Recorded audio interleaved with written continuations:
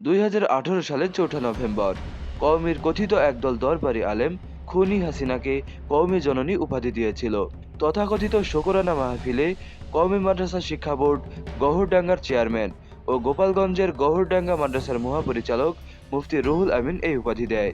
পলাতক মুফতি রুহুল আমিন বলেছিল, বঙ্গবন্ধু কন্যা, আপনি আমাদেরকে স্বীকৃতি দিয়েছেন, সবকিছু উপেক্ষা করেছেন, অনেক বিব্রতকর পরিস্থিতিতে পড়েছেন আপনি, তার জবাবও দিয়েছেন। 14 লাখ শিক্ষার্থীর জননীর ভূমিকা পালন করেছেন আপনি। আজকে কওমি মহাসমুদ্রে আমি ঘোষণা করতে চাই, আপনি কওমি জননী। আজ থেকে আপনাকে এই উপাধি দিলাম। আপনার মাতৃত্বের ভূমিকা না থাকলে দেশ বিরোধী সাহাবাদের শত্রু জামাত মওদুদিবাদীরা এই দেশে কখনোই তা হতে দিত না। আল হায়াতুল উলিয়া লিল জামিয়াতিল কওমিয়া বাংলাদেশ আয়োজিত তৎকালীন প্রধানমন্ত্রী শেখ হাসিনাকে কওমি সনদের স্বীকৃতি দেয়ায় সংবর্ধনা দেওয়া হয়। যদিও এই স্বীকৃতি ছিল পুরোটাই প্রহসন। হাসিনার পায়ে তেল বর্তন করা মোল্লা সমগ্র বিষয়টি টের পায়নি। যার প্রমাণ পাওয়া গেছে তার কয়েকদিন পরেই।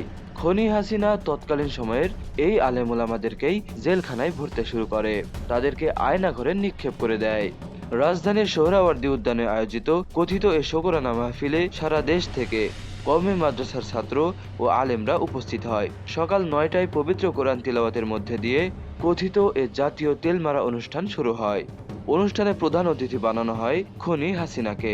সভাপতিত্ব করেছেন হেফাজতে ইসলামের তৎকালীন আমির ও চট্টগ্রামের হাটহাজারী মাদ্রাসার মহাপরিচালক মাওলানা শাহ আহমদ শফি। বয়স্ক এ আলেমকে মনের মতো ব্যবহার করে ফায়দা লুটেছে কওমি জননীর কওমি সন্তানেরা। মঞ্চে আসন গ্রহণ করার আগে কওমি নেতাদের সঙ্গে কুশল বিনিময় করে জননী শেখ হাসিনা। সারা জীবন পর্দার ফতোয়া দেয়া মোল্লারা হাসিনার হাতে হাত রেখে হ্যান্ডশেক করে।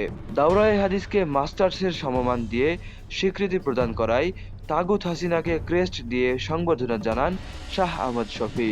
এই আলেমরাই একসময় তাকে তাগুত বলতো। এছাড়া শুকরিয়া আদায় করে দোয়াও করেছিলেন শফি।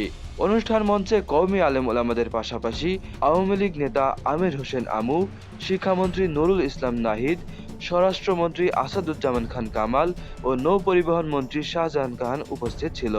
সম্ভবত হাসিনাকে বাঁচানোর জন্যই হয়তো এই আলেমরা জুলাই আন্দোলনে ঘাপটি মেরেছিল।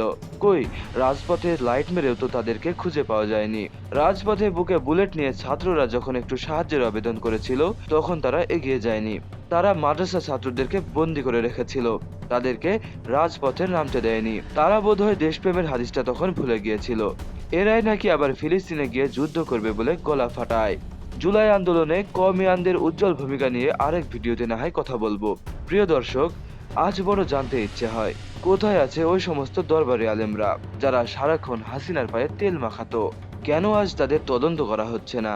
কেন উদ্ঘাটন করা হচ্ছে না তাদের আয়ের উৎস? তারা তো এখনো রীতিমতো প্রকাশ্যে গলাবাজি করে বেড়াচ্ছে, বড় বড় সংগঠনের নেতৃত্ব দিচ্ছে। হাসিনার সাথে সাথে তারই দোসর এ সমস্ত দরবারি আলেমদেরও বিচার হওয়ার সময়ের দাবি। আপনার কি মনে হয়? কমেন্টে জানাতে ভুলবেন না। আর সত্যের পক্ষে থাকতে, সত্য কথা প্রচার করতে আমাদের চ্যানেলটি সাবস্ক্রাইব করুন।